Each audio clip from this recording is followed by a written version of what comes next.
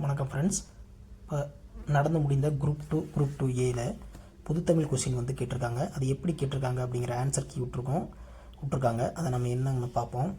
First question பாருங்கள். பிழையற்ற அக்ரிணை பன்மையை தேர்வு செய்ய. அக்ரிணை பன்மை, உயர்திணை அக்ரிணை. திணை இரண்டு வகைப்படும். உயர்திணை அக்ரிணை. உயர்திணைனா மனிதர்களை சொல்கிறது, அக்ரிணைனா ஆடு மாடு செடி கொடிகளை சொல்கிறது அக்ரிணை. இதில் ஒருமை பன்மை பாருங்கள். அவள் அப்படிங்கிறது கண்டிப்பாக வராது, அது வந்து உயர்திணை. மரம் அன்று, மரம் என்பது அக்ரிணை தான், பட் அன்று என்பது ஒருமை, அதுவும் வராது, நம்ம பன்மை கேட்குறாங்க. தேர்ட் ஆப்ஷன் அவை அல்ல. அவை என்பது அக்ரிணை, அல்ல என்பது பன்மை. அன்றுனா ஒருமை, அல்லன்னா பன்மை. அப்போ அவை அல்ல என்பது தான் சரியான விடை. செகண்ட் ஒன் பாருங்க. சரியான தொடரை தேர்வு செய்க. சரியான தொடர். மாடுகள் மேய்ந்தது. மாடுகள் அப்படிங்கிறது பன்மையில் கொடுத்துருக்காங்க, மேய்ந்தது அப்படிங்கிறது ஒருமை. அதே மாதிரி தான் பறவைகள் பறந்தது அப்படின்னு கொடுத்துருக்காங்க. பறவைகள் அப்படிங்கிறது பன்மை, பறந்தது அப்படிங்கிறது ஒருமை. பறவைகள் பறந்தன, மாடுகள் மேய்ந்தன அப்படின்னு தான் வரணும். மரம் வளர்ந்தன. பார்த்தீங்களா, மரம் என்பது ஒருமை, வளர்ந்தன என்பது பன்மை. அப்போ அதுவும் தப்பு. சரியானது பார்த்தீங்கன்னா செடி கொடிகள் அப்படிங்கிறது பன்மை, காற்றில் அசைந்தன அப்படிங்கிறதும் பன்மை. ஓகேங்களா, செடி கொடிகள் காற்றில் அசைந்தன. அப்போ இதுதான் சரியான தொடர். பன்மைக்கு பன்மை முடிஞ்சிருக்குது. ஓகே, அடுத்து ஒன் மூணாவது. பிழையற்ற தொடரை தேர்வு செய்க. பிழையற்ற தொடர் பாருங்க. பிழையற்ற தொடர்னா ஆடுவு வந்தால் அப்படின்னா ஒன்றும் இல்லை. ஆடுவு அப்படின்னா நம்ம இந்த இடத்துல என்ன சொல்லணும்னா ஆண்களை சொல்லணும், ஆண்.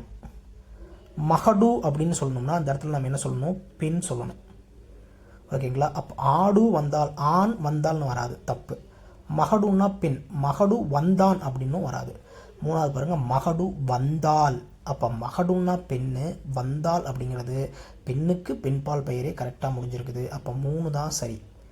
ஓகேங்களா, ஆடு அப்படின்னா ஆண், மகடு அப்படின்னா பெண். இது ரொம்ப ரொம்ப முக்கியமானது. நம்ம அடுத்த எதிர்ச்சொல்ல கூட இதை கேட்க வாய்ப்புகள் உண்டு. நெக்ஸ்ட் போலாங்களா. நெக்ஸ்ட் ஃபோர்த் கொஸ்டின் பாருங்க.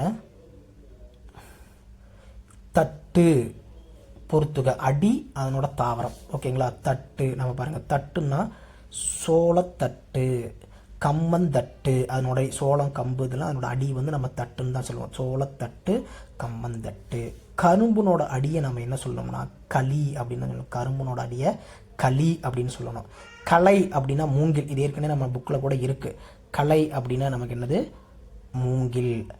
அடி அப்படின்னா நமக்கு என்ன சொன்னால் வேம்பு, வேப்ப மரம், புளிய மரம். இதை எல்லாத்தையும் நம்ம அடிப்பகுதி என்னன்னா அடிமரம்னு சொல்லுவோம்ல, அதனால தான் இது அடி. இதெல்லாத்தையும் நம்ம என்ன சொல்லுவோம், அடிமரம். அதனால வேம்பு, புளி இதெல்லாம் நம்ம அடிமரத்தை என்னன்னு சொல்லுவோம், அடின்னு தான் சொல்லுவோம். ஓகேங்களா, சோளம் கம்புக்கெல்லாம் அடி நம்ம என்ன தட்டுன்னு சொல்லுவோம்.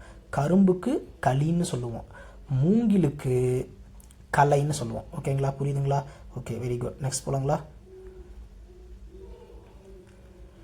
நெக்ஸ்ட் ஒளிமரபு. ஒளிமரபில் நல்லா கொடுத்துருக்காங்க பாருங்க. யானையின் ஒளிமரபை கண்டறிய. இது ரொம்ப ரொம்ப ஈஸி. யானை என்ன பண்ணும் நமக்கு, யானை பிளிரும், யானை பிளிரும். அடுத்து இதிலே பாருங்க, அலம்பும் கொடுத்துருக்காங்க. அலம்பும் அப்படின்னா என்னன்னா குரங்கு அலம்பும், குரங்கு அலம்பும். அடுத்தது எக்காலமிடும். எருது எக்காலமிடும், எருது எக்காலமிடும். கதரும், பசு தான் கதரும், பசு கதரும். இதே மாடுன்னு சொன்னால் மாடு கத்தும். இது என்ன சொன்னால் மாடு கத்தும். இது பசு, பசு கதரும். ஓகேங்களா, ரொம்ப ஈஸியான ஒன்று. அடுத்த ஒன்று பாருங்கள். மானின் தொகை மரபை சொல்லை கண்டறிய. இது மேக்சிமம் எல்லாமே தப்பாக தான் போட்டிருக்காங்க.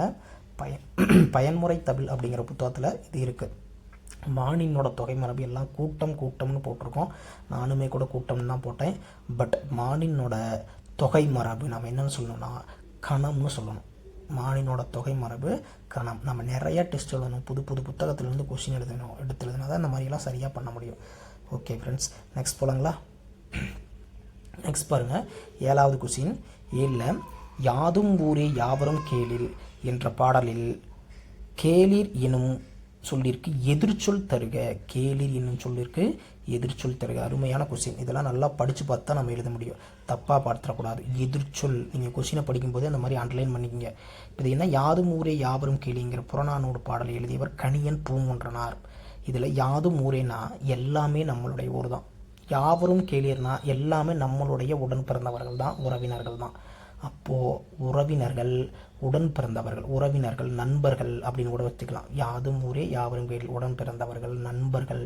அப்போ நண்பர்களுக்கு எதிர்ச்சொல் நமக்கு என்னன்னு சொல்லணும்னா பகைவர் அப்படின்னு தான் சொல்லணும். நண்பருக்கு எதிர்ச்சொல். ஓகேங்களா. கேளியர்னு பார்த்தோன்னே கேளியர்னா நண்பர் அப்படின்னு சில பேர்லாம் போடுவோம்.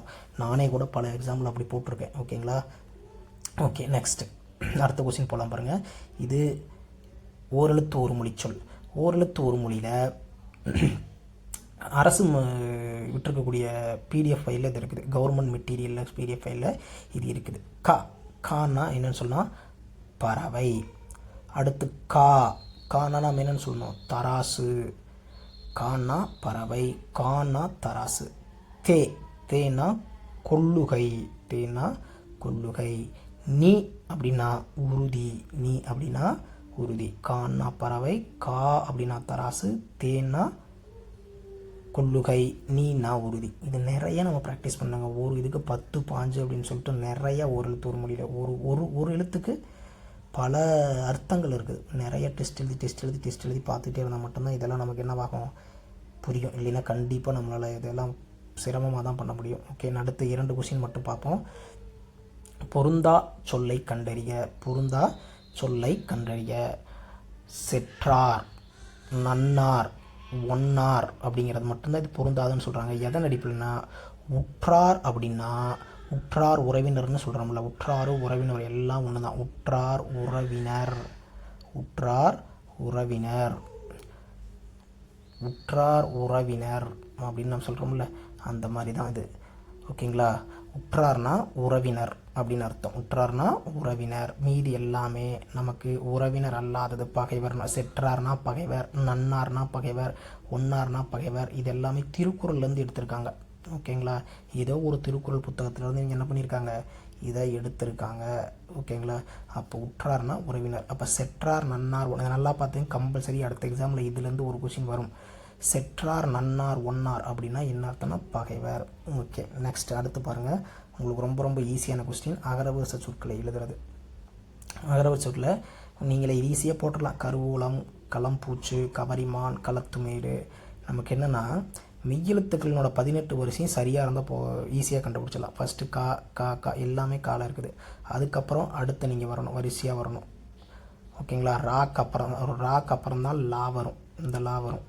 அதுக்கப்புறம் தான் வா வரும், அதுக்கப்புறம் தான் இந்த லா வரும். ஓகேங்களா. அந்த மாதிரி நீங்கள் அதை இது பண்ணால் மட்டும்தான் சரியாக பண்ண முடியும். இது ரொம்ப ரொம்ப ஈஸியான ஒன்று தான், கவலைப்பட தேவையில்லை. நிறைய ப்ராக்டிஸ் பண்ணுங்கள். ப்ராக்டிஸ் பண்ணால் மட்டும்தான் நம்ம போட முடியும். நன்றி ஃப்ரெண்ட்ஸ்.